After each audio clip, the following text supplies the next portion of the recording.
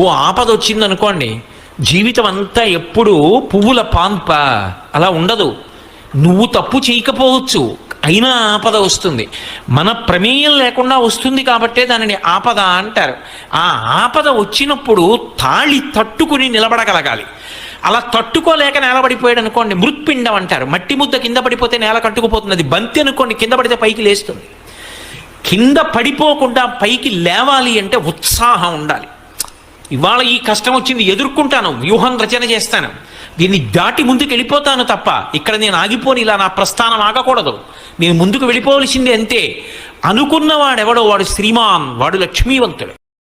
శివాలయంలో ప్రదక్షిణం చేయడానికి నియమం ఏమిటంటే, నిండు గర్భిణి ఇంకా కాసేపట్లో పురుడు వచ్చేస్తుంది అన్న ఆవిడ ప్రదక్షిణానికి వస్తే అతి నునుపైనటువంటి పాలరాతితో కట్టినటువంటి దేవాలయం మీద నీటి బిందెలు వంపేసి పెద్ద కడవతో నీళ్ళిచ్చి చంకలో పెట్టుకొని శివాలయానికి ప్రదక్షిణం చేయమంటే ఎంత జాగ్రత్తగా అడుగులు వేస్తుందో అంత మెల్లగా చేయమని చెప్పింది శాస్త్రం.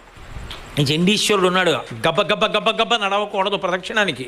చండీశ్వర స్థానం ధ్యానమూర్తిగా ఉంటాడు. చప్పుడైందనుకోండి కళ్ళు విప్పుతాడు, ఏమి ఎందుకు చేశావు చప్పుడని అడుగుతాడు.